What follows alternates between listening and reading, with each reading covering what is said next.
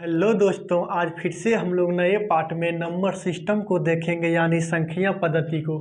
इसमें सबसे पहले आज हम लोग जानेंगे प्राकृतिक संख्या किसे कहते हैं, यानी इसको हम लोग अंग्रेजी में क्या बोलेंगे, नेचुरल नंबर।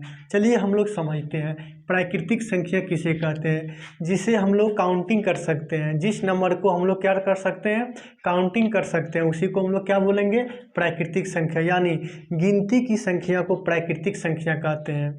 हम लोग को अगर पूछा जाए प्राकृतिक संख्या किसे कहते हैं, तो गिनती की संख्या को हम लोग क्या बोलेंगे, प्राकृतिक संख्या बोलेंगे। चलिए इसका कुछ एग्जाम्पल देखते हैं। जैसे 1 से स्टार्ट होता है, 1 2 3 4 5 dot dot dot dot infinite तक, यानी अनंत तक। इसी को हम लोग क्या बोलेंगे, प्राकृतिक संख्या यानी नेचुरल नंबर। तो हम लोग प्राकृतिक संख्या समझ गए हैं। एक बार फिर से सुन लीजिए प्राकृतिक संख्या का डिफिनेशन। जिस संख्या को हम लोग क्या कर सकते हैं, गिन सकते हैं, उसी को हम लोग क्या बोलेंगे, प्राकृतिक संख्या। जैसे 1 2 3 4 5 6 7 8 9 10 11 12 डॉट डॉट डॉट तक, इसको हम लोग गिन सकते हैं। चलिए आगे हम लोग समझते हैं पूर्ण संख्या। क्या समझेंगे, पूर्ण संख्या। पूर्ण संख्या किसे कहते हैं, इसको अंग्रेजी में अगर बोला जाए, इसको हम लोग क्या बोलेंगे, होल नंबर। इसको अंग्रेजी में क्या बोलेंगे, होल नंबर।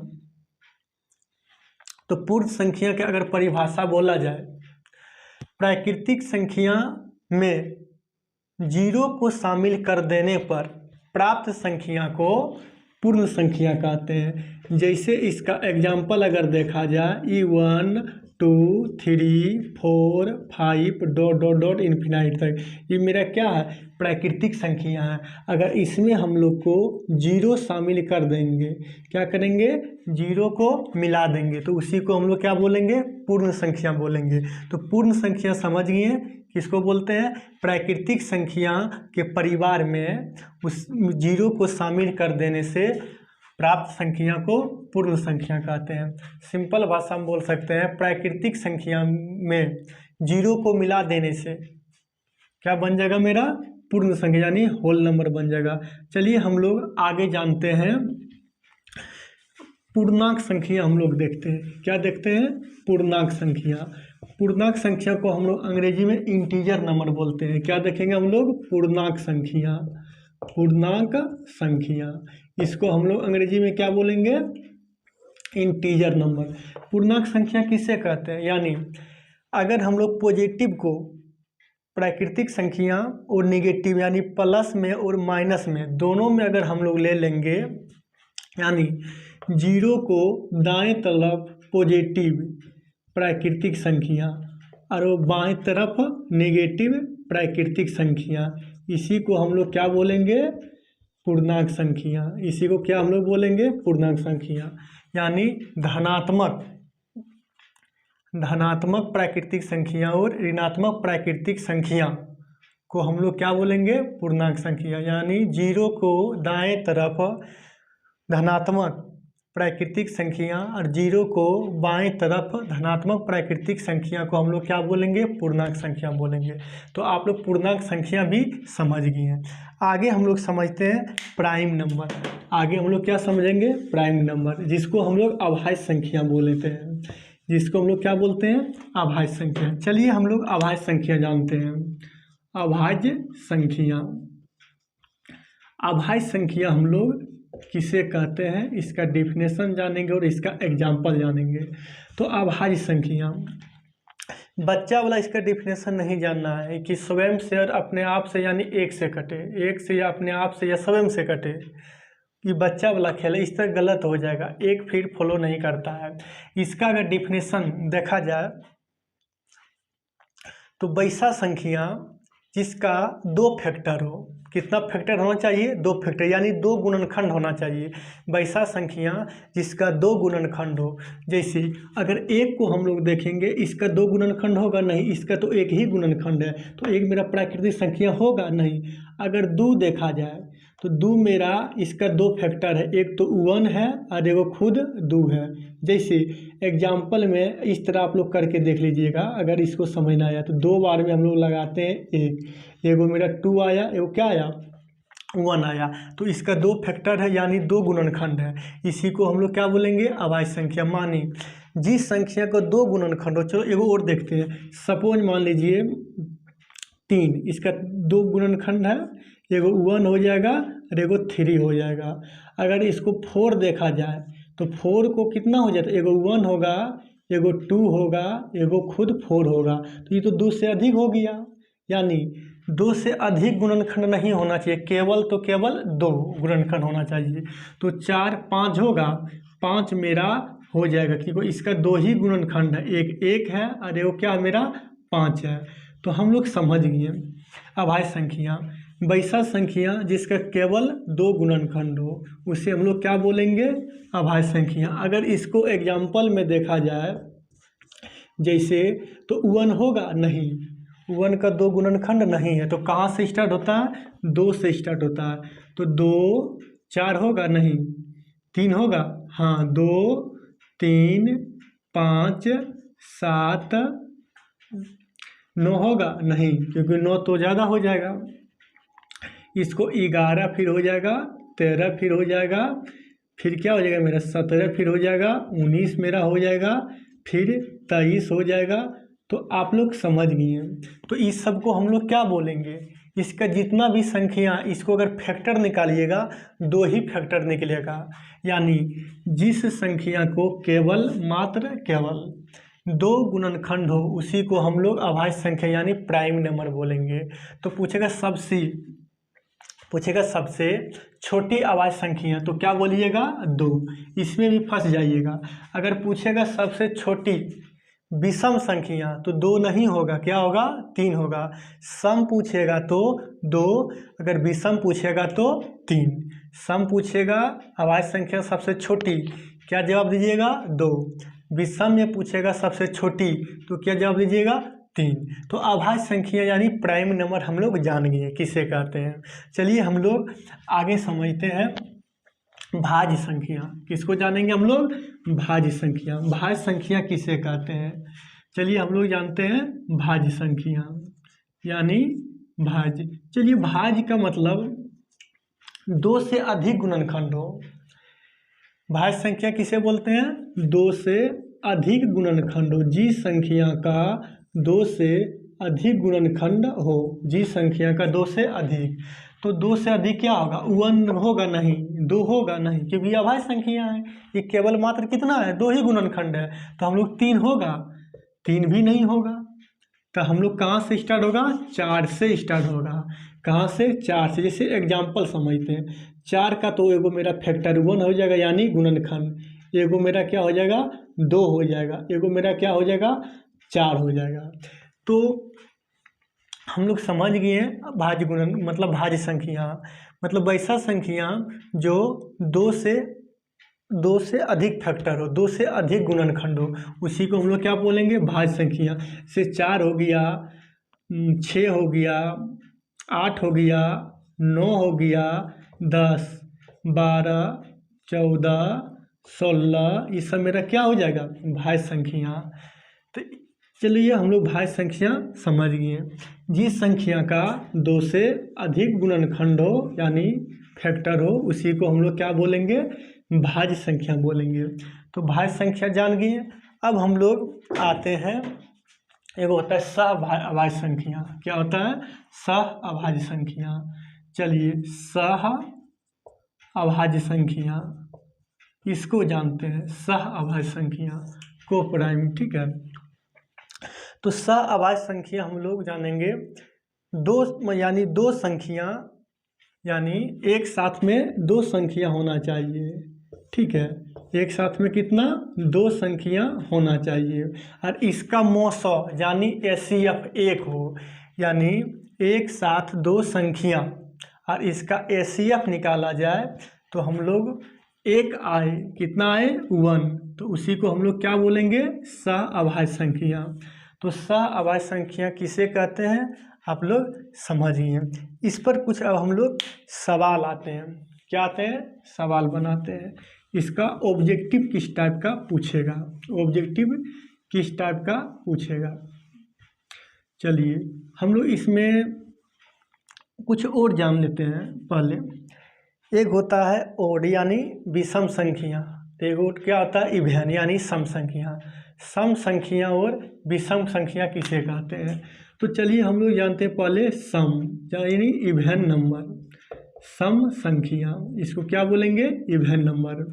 तो वैसी संख्या जो दो से पूरी तरह विभाजित हो जाए उसे हम लोग क्या बोलेंगे? सम संख्या यानी इवेन नंबर। तो वैसी संख्या जो पूरी तरह दो से भाग लग जाए या विभाजित हो जाए या कट जाए उसे हम लोग क्या बोलेंगे? सम संख्या। जैसे 6 ये 2 से विभाजित होगा, हाँ 2 3 जा 6, तो ये मेरा क्या हो जाएगा? सम संख्या।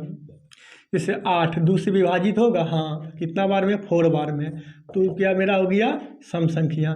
यानी जो संख्या 2 से भाग लग जाए, 2 से पूरा कट जाए उसे हम लोग क्या बोलेंगे? सम संख्या यानी इवेन नंबर बोलेंगे। अगर इसका एग्जाम्पल देखा जाए तो क्या हम लोग देखेंगे? 2 4 6 8 10 12 14 16 18, ये सारा मेरा क्या हो जाएगा? सम संख्या हो जाएगा यानी इवेन नंबर। तो इवेन नंबर आप लोग आसान शब्दों में समझ गए। चलिए हम लोग आते हैं विषम संख्या। कौन सा संख्या? विषम संख्या। विषम को हम लोग क्या बोलेंगे? Odd number. क्या बोलेंगे? Odd number. विषम संख्या क्या जानेंगे हम लोग? विषम संख्या। इसको क्या बोलते हैं अंग्रेजी में? Odd number. विषम संख्या किसे कहते हैं? वैसा संख्या जो 2 से ना कटे, 2 से विभाजित ना हो, उसे हम लोग क्या बोलेंगे? विषम संख्या बोलेंगे। जैसे 2 होगा नहीं, क्योंकि ये मेरा क्या है? सम संख्या है। चलिए तो मेरा 1 से स्टार्ट होगा, क्या होगा? 1 से 1 हो जाएगा, 3 हो जाएगा, 5 हो जाएगा, 5 के बाद मेरा 7 हो जाएगा, 8 होगा नहीं, 9 हो जाएगा, 2 से सिर्फ नहीं कटना चाहिए, 11 हो जाएगा, इसमें मेरा 13 भी हो जाएगा, 12 होगा, 2 से कट रहा। इसी तरह हम लोग समझ गए। तो विषम संख्या किसे कहते हैं? वैसी संख्या जो 2 से पूरी तरह ना कटे, 2 से विभाजित ना हो, उससे हम लोग क्या बोलेंगे? विषम संख्या बोलेंगे। तो विषम संख्या हम लोग क्या किए? समझ गए। अब हम लोग इस पर कुछ सवाल आते हैं बनाने के लिए, उसके बाद हम लोग आगे जानेंगे। चलिए ऑब्जेक्टिव कैसे पूछा जाता है? जैसे पूछ देगा, ऑप्शन दे देते हैं 11, ऑप्शन बी दे देते हैं 12, ऑप्शन सी दे देते हैं 10, ऑप्शन डी दे देते हैं 15। पूछेगा इनमें से अभाज्य संख्या है? इनमें से पूछेगा अभाज्य संख्या है यानी प्राइम नंबर, तो कौन है बता सकते हैं? इसका डिफिनेशन क्या बोले? जिसका केवल 2 गुणनखंड हो। तो इसमें अगर देखा जाए बहुत सारा गुणनखंड होगा, इसमें भी बहुत सारा गुणनखंड होगा, इसमें भी बहुत गुणनखंड होगा, लेकिन 11 में केवल क्या है? 2 गुणनखंड, 1 और 11। तो मेरा ऑप्शन क्या लगेगा? 11। चलो आगे देखते हैं। पूछेगा इनमें से कौन भाज्य संख्या है? क्या पूछेगा? भाज्य संख्या है। ऑप्शन दे देगा आप लोग को, दे देगा 11, ऑप्शन बी दे देगा 13, ऑप्शन सी दे देगा 8, ऑप्शन डी दे देगा डी में 31। तो इसमें पूछेगा भाज्य संख्या कौन है? तो क्या बोल सकते हैं? 11 होगा, ये तो अभाज्य है, 13 होगा, ये भी अभाज्य है, 31 होगा, ये भी अभाज्य है। तो मेरा भाज्य मतलब 2 से अधिक गुणनखंड हो, मेरा क्या हो जाएगा? ऑप्शन 8।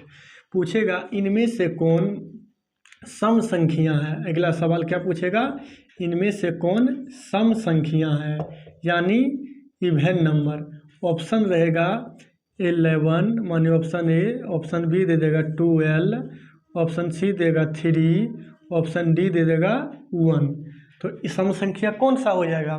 तो सम संख्या मेरा 12 यानी 12 हो जाएगा, क्योंकि ये मेरा क्या? अभाज्य संख्या, ये भी अभाज्य संख्या, ये मेरा क्या? विषम संख्या।